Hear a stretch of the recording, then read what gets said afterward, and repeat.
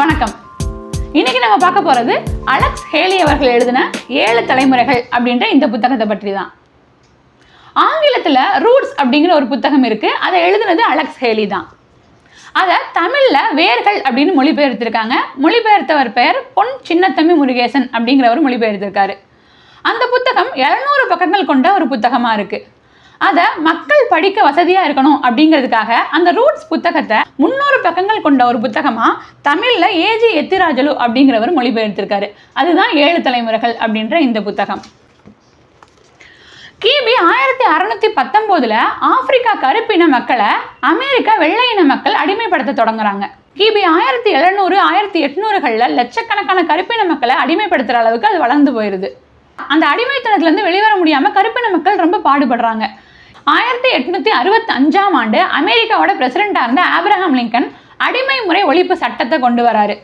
அதை வெள்ளையின மக்களால் ஏற்றுக்கவே முடியலை. அதனாலேயே ஆப்ரஹாம் லிங்கன் ஒரு வெள்ளையினத்தவரால் சுட்டுக் கொல்லவும் படுறாரு. அதுக்கப்புறம் அடிமைத்தனம் மீண்டும் தலை தூக்க ஆரம்பிக்குது. 1955ஆம் ஆண்டு அலபாமா மாநிலத்தில் மான்ட்கோமரி அப்படிங்கிற நகரில் ஒரு நிகழ்ச்சி முடிஞ்சு பேருந்தில் எல்லாரும் திரும்பி வந்துகிட்டு இருக்கும்போது கருப்பின பெண் வெள்ளை இனத்தவருக்கு இடம் கொடுக்காததால் அந்த பெண் கைது செய்யப்படுறான். அதுக்கப்புறம் கருப்பின மக்கள் ரொம்ப கொந்தளிச்சிடுறாங்க. இதுக்கப்புறம் ஒரு நொடி கூட நாங்கள் அடிமையாக இருக்க மாட்டோம் அப்படின்னு போராட்டம் நடத்த ஆரம்பிக்கிறாங்க. அந்த போராட்டம் சாதாரண போராட்டமாக இல்லாமல் ஒரு 6 மாத காலம் வரைக்கும் அந்த போராட்டம் நீடிக்குது. அதன் பிறகு ஃபெடரல் நீதிமன்றம் ஒரு உத்தரவு பிறப்பிக்கிறாங்க. இனிமேல் அடிமைகள்னு இங்கே யாருமே கிடையாது. மீண்டும் அடிமை முறை ஒழிப்பு சட்டம் அங்கே அமல்படுத்தப்படுது. அதற்கு பிறகுதான் கருப்பின மக்கள் அடிமைத்தனத்திலிருந்து வெளிவராங்க.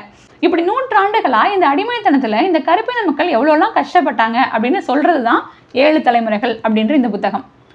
1852ஆம் ஆண்டு அங்கிள் டாம்ஸ் கேபின் அப்படின்னு ஒரு ஆங்கில புத்தகம் வருது. அதில் ஆப்பிரிக்க கருப்பின மக்கள் அடிமைத்தனத்தில் எவ்வளோ கஷ்டப்பட்டாங்க அப்படின்றத அந்த புத்தகத்தில் சொல்லியிருப்பாங்க. அதன் பிறகு 120 ஆண்டுகள் கழித்து ஆப்பிரிக்க கருப்பின மக்களோட அடிமைத்தனத்தை பற்றி சொன்னது அப்படின்னா ரூட்ஸ் அப்படிங்கிற இந்த புத்தகத்தில் தான். இந்த புத்தகத்தை ஒவ்வொரு கருப்பின மக்களும் தங்களோட வீட்டில் வாங்கி வச்சுக்கிட்டாங்களாம். படிக்க தெரியாத மக்கள் கூட பைபிள் மாதிரி இந்த புத்தகத்தை தங்களோட வீட்டில் வச்சுக்கிட்டாங்க அப்படின்னு சொல்லப்படுது. இந்த மாதிரி ஒரு கருப்பின சமுதாயத்திலேருந்து வந்தவர் தான் 2009லேருந்து 2017 வரைக்கும் US பிரசிடென்ட்டாக இருந்த பாரக் ஒபாமா அவர்களும். He was the first African American president அப்படிங்கிற பெருமைக்குரியவரும் அவர் தான்.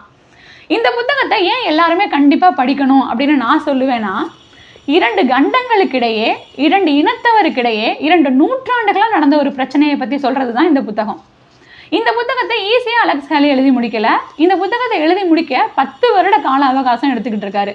அப்படின்னா இந்த புத்தகத்தில் எவ்வளோ இன்ஃபர்மேஷன்ஸ் இருக்கும், எப்படிலாம் அவர் ரிசர்ச் பண்ணி எழுதியிருப்பாரு அப்படின்றத தெரிஞ்சுக்கணுங்கிறதுக்காகவே இந்த புத்தகத்தை எல்லாரும் படிக்கணும் அப்படின்னு நான் சொல்லுவேன். இந்த புத்தகம் கருப்பின மக்களின் இரத்த சரித்திரம் அப்படின்னே சொல்லலாம். ஏன்னா நம்ம நிறைய புத்தகங்கள் படிச்சிருப்போம், கதைகள்லாம் படிச்சிருப்போம். ஆனால் முன்னொரு காலத்தில் இப்படிலாம் நடந்திருக்கு அப்படின்னு சொல்கிறதுக்கு ஒரு சில புத்தகங்கள் தான் இருக்குது. அதனால இது ஒரு உண்மையான வரலாற்று கதை அப்படிங்கிறதுல எந்த ஒரு மாற்றமுமே இல்லை.